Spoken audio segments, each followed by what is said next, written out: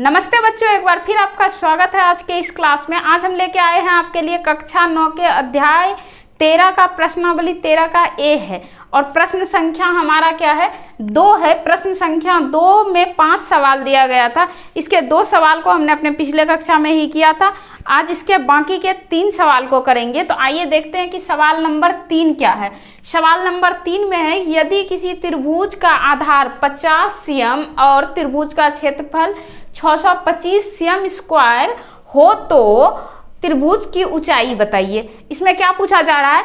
पूछा जा रहा है कि त्रिभुज का ऊंचाई क्या होगा। तो त्रिभुज का ऊंचाई किसको कहते हैं? जो खड़ी रेखा होती है, और जो पड़ी रेखा है ये क्या है? ये इसका आधार कहलाता है। इसको जब ऐसे मिला देते हैं तो ये रेखा कर्ण कहलाता है, ये आधार है और ये क्या है? ऊंचाई है। तो ए बी और सी, आधार हमको दिया हुआ है 50 cm, इसके बीच का जो ये क्षेत्र है ये भी दिया है 625 cm स्क्वायर, मतलब क्षेत्रफल भी दिया हुआ है। पूछा जा रहा है कि ये वाला जो रेखा है इसकी ऊंचाई क्या होगी, यही पूछा जा रहा है। तो इसको निकालने के लिए हम लोग क्या करेंगे? सबसे पहले त्रिभुज के सूत्र का प्रयोग करेंगे। त्रिभुज का क्षेत्रफल क्या होगा? यहां लिखेंगे त्रिभुज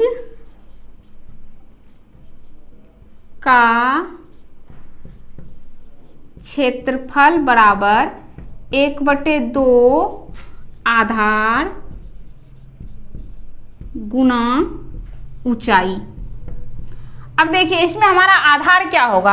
आधार दिया हुआ है हमको और क्षेत्रफल भी दिया हुआ है। तो यहाँ हम क्षेत्रफल की जगह पे क्या लिखेंगे? 625 बराबर 1/2। आधार क्या दिया हुआ है? आधार यहाँ दिया हुआ है 50 cm, लिखेंगे 50 गुना ऊंचाई। ऊंचाई नहीं दिया हुआ है तो ऊंचाई के जगह पे क्या लिख देंगे? A B. यहाँ लिख दिए ए और ये हो गया हमारा बी।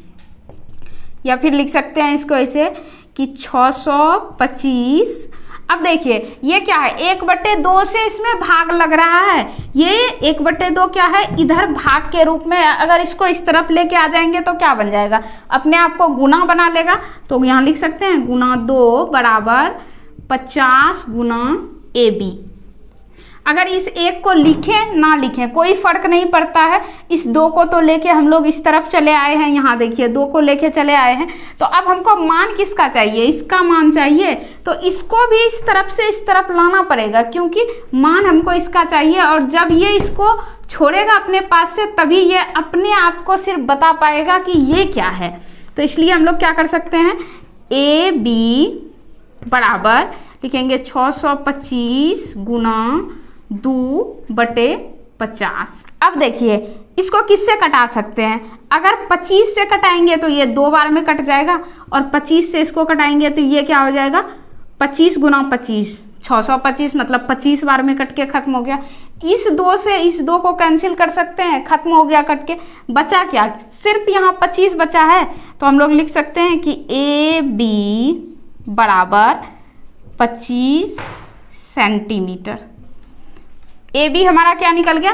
25 सेंटीमीटर। तो ए बी क्या है? ए बी हमारा ऊंचाई दिया हुआ है। तो यहाँ क्या लिख देंगे हम लोग? 25 सेंटीमीटर यहाँ लिखा हुआ है।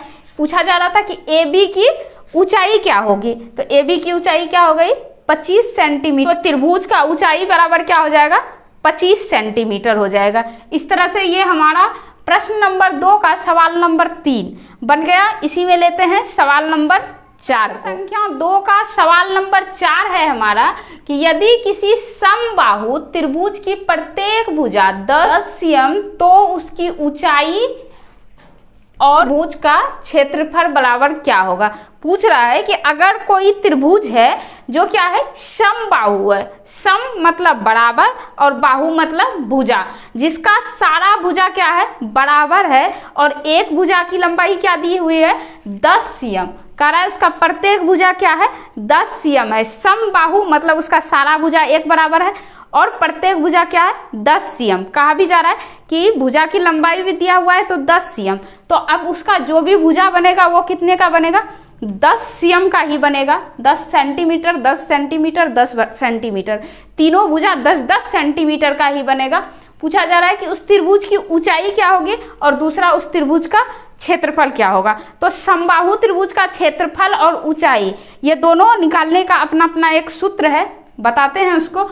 यहाँ एक छोटा सा त्रिभुज बनाते हैं, हमको त्रिभुज बनाना अच्छा आता नहीं है इसलिए ए बी और सी। ये भी 10 cm है, ये भी 10 cm है और ये भी 10 cm है। क्यों है? क्योंकि समबाहु त्रिभुज है। समबाहु त्रिभुज है मतलब उसका सारा भुजा जो होगा वो क्या होगा, समान होगा, एक दूसरे के इक्वल होगा। और समबाहु त्रिभुज का क्षेत्रफल बराबर होता है समबाहु त्रिभुज का क्षेत्रफल बराबर होता है √3/4 गुना भुजा स्क्वायर। भुजा स्क्वायर हो जाता है उसमें। और समबाहु त्रिभुज की ऊंचाई बराबर क्या होती है, ऊंचाई बराबर √3/2 गुना भुजा।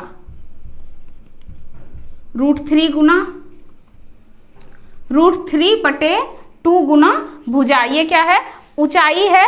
और √3/4 गुना भुजा स्क्वायर, ये क्या हो जाता है, क्षेत्रफल हो जाता है। तो आइए, भुजा तो हमको पता ही है, भुजा क्या दिया हुआ है, 10 cm दिया हुआ है। तो पहले निकालते हैं हम लोग ऊंचाई और फिर निकालेंगे उसका क्षेत्रफल। तो यहाँ लिखेंगे समबाहु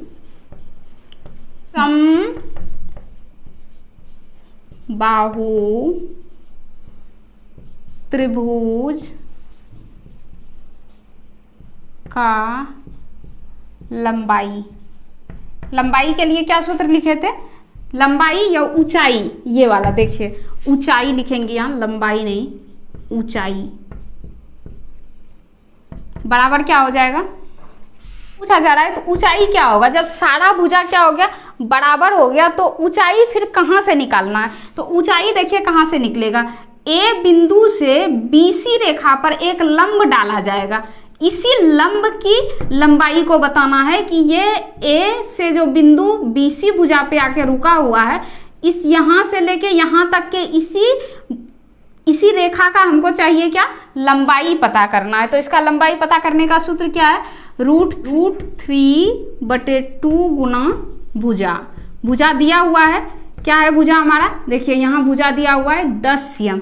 तो फिर इसको लिखेंगे √3/2 गुना 10।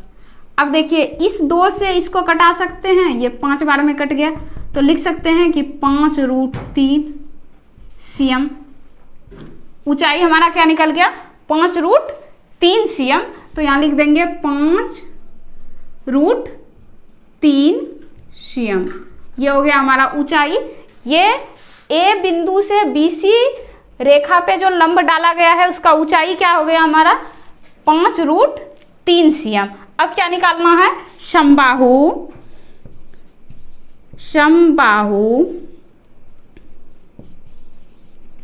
त्रिभुज का क्षेत्रफल। अभी निकाले क्या हम लोग, ऊंचाई निकाले, अब निकालना है क्षेत्रफल। क्षेत्रफल का सूत्र क्या होता है, देखिए यहाँ लिखे हैं √3/4 गुना भुजा स्क्वायर। भुजा स्क्वायर तो लिख सकते हैं यहाँ √3/4 गुना 10 पे स्क्वायर। भुजा हमारा 10 है तो 10 पे स्क्वायर कर दिए, या फिर इस पे यहाँ ऐसे लिख सकते हैं कि √3/4 गुना 10 गुना 10। अब यहाँ से दिखेगा नहीं इसलिए चले आते हैं इस तरफ, या लिख सकते हैं कि √3/4 और 10 गुना 10 करेंगे तो क्या हो जाएगा, 100 हो गया। और इस 4 से इस 100 को कटा देंगे, कितने बार में कट जाएगा, 25 बार में कट गया। या लिख सकते हैं कि 25√3 cm स्क्वायर। समबाहु त्रिभुज का क्षेत्रफल क्या निकल गया हमारा, 25√3 cm स्क्वायर। तो इस जगह पे इसको लिख देंगे 25√3 cm स्क्वायर। समबाहु त्रिभुज का ऊंचाई और क्षेत्रफल पूछा जा रहा था, तो ऊंचाई हमारा देखिए यहाँ निकला है 5√3 और क्षेत्रफल हमारा ये है 25√3। क्षेत्रफल है 25√3 और ऊंचाई है 5√3। ये हमारा सवाल नंबर 2 का प्रश्न संख्या 4 है। लेते हैं इसी में प्रश्न संख्या 5। संख्या 2 का सवाल नंबर 5 है कि यदि किसी समबाहु त्रिभुज की ऊंचाई 10√3 मीटर तो उसकी प्रत्येक भुजा डैश और त्रिभुज का क्षेत्रफल डैश होगा। कह रहा है कि समबाहु त्रिभुज का ऊंचाई हमको दिया हुआ है, पूछा जा रहा है कि उस समबाहु त्रिभुज का भुजा क्या होगा और क्षेत्रफल क्या होगा। तो समबाहु त्रिभुज है मतलब फिर से वही है कि समान भुजा है सबका, एक जैसा ही भुजा का सबका लंबाई क्या होगा, बराबर होगा। लेकिन भुजा का लंबाई इसमें दिया नहीं गया है। भुजा की लंबाई को हमको पता करना है कि जो भुजा की लंबाई क्या होगी।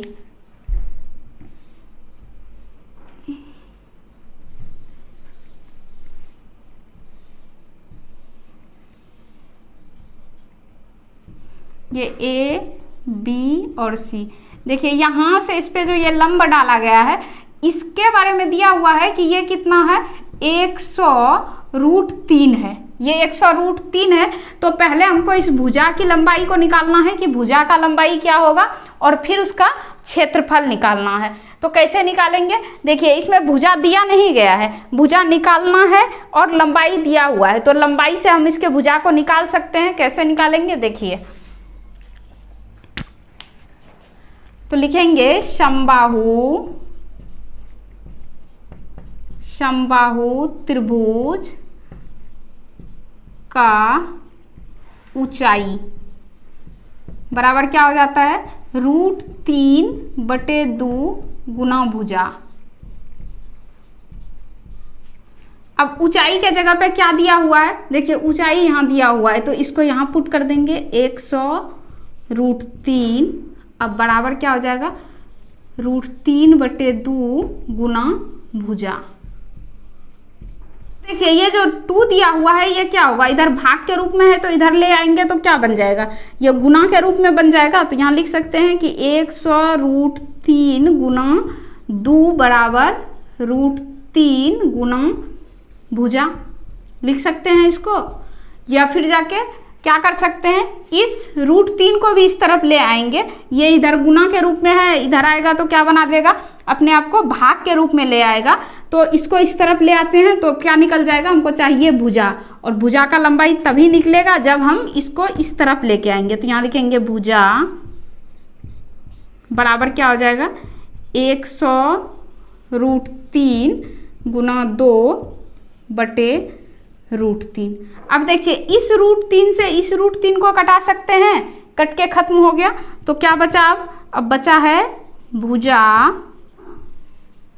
बराबर, अब देखिए ये √3 कट के खत्म हो गया है। इधर क्या बचा है 100 और इधर क्या बचा है 2, तो 2 गुना 100 कर देंगे तो क्या हो जाएगा 200 cm, 200 सेंटीमीटर। ये क्या हो गया, भुजा हो गया। मतलब AB बराबर क्या है 200 cm, BC क्या है 200 cm और CA क्या है 200 cm।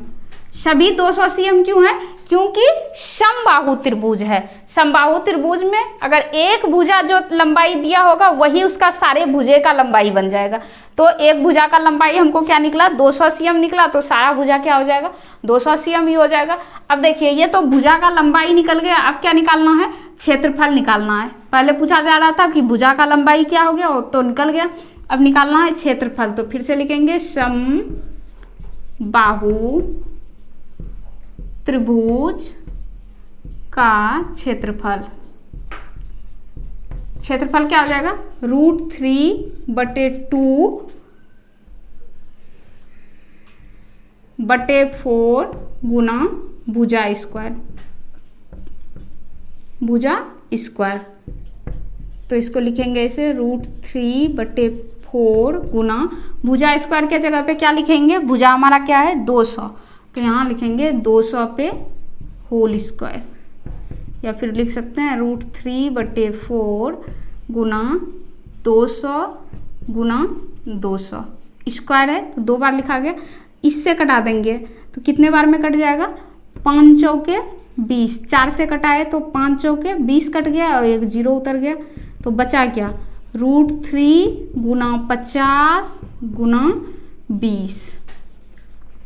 अब देखिए गुना करेंगे तो क्या हो जाएगा, 5 दूनी 10 हो गया, 1 0 इसका 2 0 इसका तो 3 0 इसे लाना पड़ेगा और बचा क्या, ये दोनों तो गुना होके क्या हो गया, इकाई दाई सैकड़ा हजार, 10,000 हो गया। अब बच गया क्या, ये √3 तो ये इसके साथ सिर्फ गुना के रूप में आ जाएगा तो 10,000 √3 cm स्क्वायर। ये क्या निकल गया, हमारा क्षेत्रफल निकल गया। 200 cm क्या निकला, भुजा निकला और क्षेत्रफल क्या निकल गया, 10,000 √3 cm स्क्वायर। इस तरह से ये प्रश्न नंबर जो 2 था उसका सवाल नंबर 1 और 2 को हमने अपने पिछले कक्षा में ही किया था। आज किया है हमने 3, 4 और 5 को। मुझे उम्मीद है कि आप क्षेत्रफल को निकालना अच्छे तरह से सीख गए होंगे। इसको समझने में आपको कहीं कोई दिक्कत नहीं हुआ होगा। इस तरह के और भी सवाल को सीखने के लिए आप हमारे साथ बने रहिए। इसी के साथ लेते हैं विदा, मिलते हैं अगले क्लास में, तब तक के लिए गुड बाय।